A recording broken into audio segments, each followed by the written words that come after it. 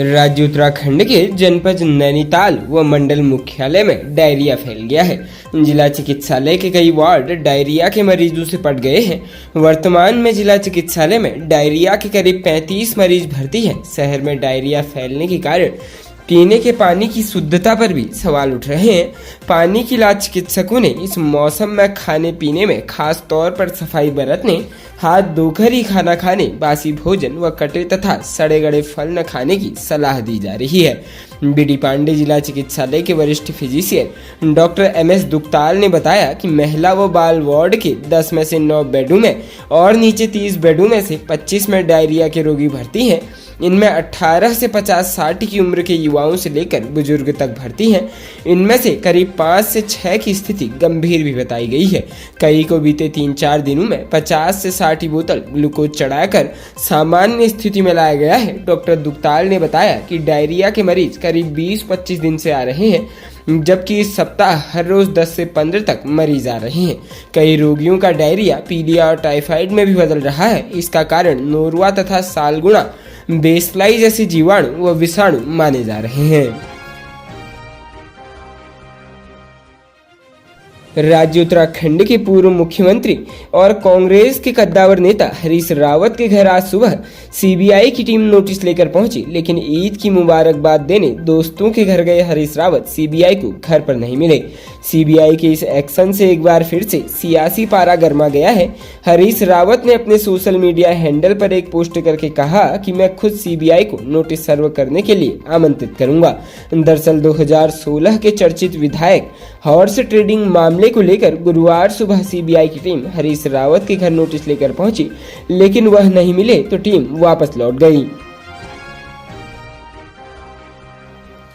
प्रदेश में टिहरी गढ़वाल जनपद के देवप्रयाग संगम पर पैर फिसलने से हरियाणा के कृषि विभाग में संयुक्त निदेशक गंगा में बह गए।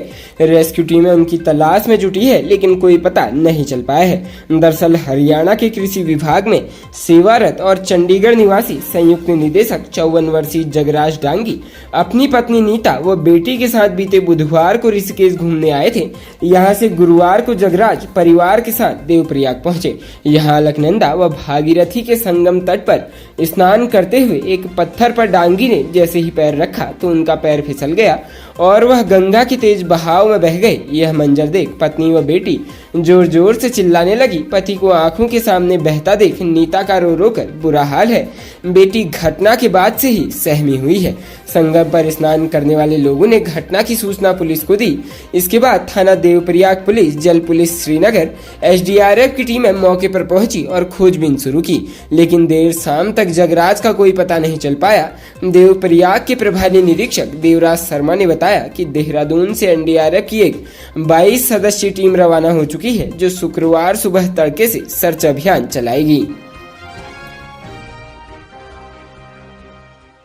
हर सरकार में अपनी धमक दिखाने वाले विवादित मृत्युंजय मिश्रा की इस बार धामी सरकार में नहीं चल पाई। हर सरकार को अपनी अंगुलियों में नचाने वाले मिश्रा को इस बार CM धामी ने उसकी असल जगह दिखाने का काम किया है। पिछले 1.5 दशक में हर सरकार में मिश्रा की तूती बोलती थी। CM धामी ने शक्ति दिखाते हुए मिश्रा को शासन में लाकर अटैच कर दिया।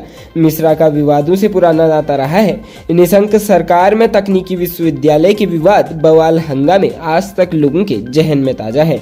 कांग्रेस सरकार में तत्कालीन प्रमुख सचिव की सह और सरकारों के चुप्पी साधे रखने से आयुर्वेद विश्वविद्यालय में इतने विवाद खड़े हुए कि वो उनसे पीछा छुड़ाना आज तक मुश्किल हुआ है। मिश्रा का रसूख 2017 में आई त्रिवेंद्र रावत सरकार में और सर चढ़कर बोला। सरकार ने विवादित मिश्रा को सीधे दिल्ली में अपर स्थानिक आयुक्त के बेहद अहम पद पर बैठा दिया। इतना ही नहीं, विश्वकर्मा बिल्डिंग के 5वें तल पर शानदार कमरा तक आवंटित करने से सरकार ने गुरेज नहीं किया। इसके खिलाफ सचिवालय संघ ने मोर्चा भी खोला। विरोध को देखते हुए कमरे के बाहर लगी मिश्रा की नेम प्लेट को तत्काल हटा लिया गया। पहले मिश्रा पर प्यार लुटाने वाली सरकार ने बाद में सलाखों के पीछे भेज दिया। धामी सरकार आने के बाद मिश्रा ने मुख्य धारा में लौटने के तमाम जतन किए। इस काम में कई नौकरशाहों ने भी एड़ी चोटी का जोर लगाया। OSD आयुष बनाने का आदेश तक जारी करा दिया, लेकिन मामला संज्ञान में आने के महज कुछ घंटों के भीतर ही मुख्यमंत्री पुष्कर सिंह धामी ने न सिर्फ आदेश निरस्त करवा दिया, बल्कि आयुर्वेद विश्वविद्यालय को मिश्रा की छाया से बाहर निकाल मिश्रा को शासन में ही अटैच कर जमीन पर लाने में जरा भी देरी नहीं लगाई। राज्य उत्तराखंड में पिछले 3 दिन से बारिश का दौर लगातार जारी है। मौसम विज्ञान केंद्र देहरादून द्वारा जारी पूर्वानुमान के मुताबिक राज्य में अगले 48 घंटे भारी से बहुत भारी बारिश की संभावना है, जिसको लेकर ऑरेंज अलर्ट जारी किया गया है। वही खराब मौसम को देखते हुए एसडीआरएफ जवानों को हाई अलर्ट पर रहने के निर्देश दिए गए हैं।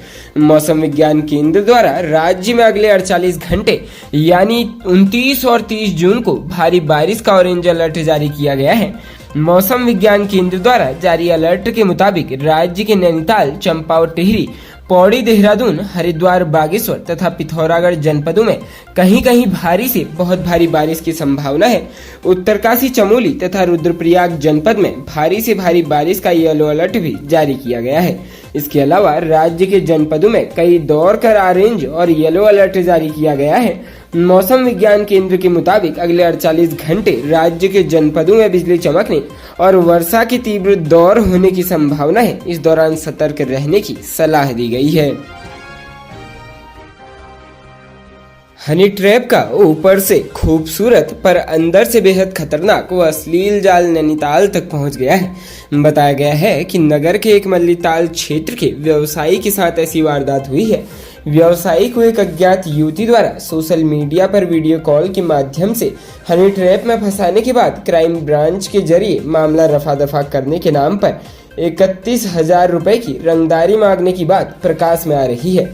प्राप्त जानकारी के अनुसार नगर के एक प्रतिष्ठित व्यापारी को एक अज्ञात नंबर से वीडियो कॉल आई। उन्होंने कॉल उठाई तो दूसरी ओर से एक युवती नग्न होकर अश्लील हरकतें करने लगी। जब तक वह फोन काटते, युवती ने अपनी अश्लील हरकतों के साथ व्यवसायी का अश्लील वीडियो कथित तौर पर रिकॉर्ड कर लिया।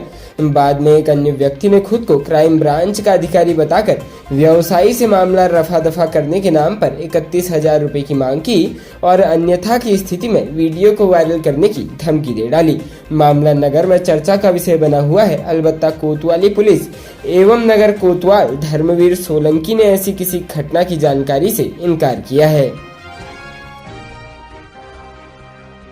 प्रदेश के सीमांत जनपद पिथौरागढ़ में मुनस्यारी के उच्च हिमालयी जोहार घाटी में बकरी चराने गए बोथी गांव निवासी हयात सिंह 52 वर्ष जानवरों के साथ उच्च हिमालयी गांव बिलजू गया था। बिलजू के बुग्यालों में जानवरों को चराने के दौरान फिसल कर गिरने से वह घायल हो गया। उसके घायल होने पर उसके साथ गए ग्रामीणों ने उसे बिलजू से बोगडियार पहुंचाया। जिला कंट्रोल रूम को सूचना मिलते ही एसडीआरएफ को अलर्ट किया गया। अस्कोट के पानागढ़ स्थित एसडीआरएफ कैंप से जवानों का दल बोगडियार पहुंचा। एसडीआरएफ के हेड कांस्टेबल नवीन कुमार, मनोज टोलिया, संतोष सिंह, कुबेर रौकली, जगदीश बसेड़ा घायल को स्ट्रेचर से खतरनाक मार्ग से होते हुए ग्रामीणों की मदद से 12 किलोमीटर पैदल लाया गया। घायल हयात सिंह को उपचार के लिए सीएचसी मुनस्यारी में भर्ती कराया गया है। खबरों में बने रहने के लिए धन्यवाद। खबरों से प्रकाशित रहने के लिए कुमाऊनी कुटुंब को सब्सक्राइब करना न भूलें तथा खबरों को शेयर कर सहयोग प्रदान अवश्य करें।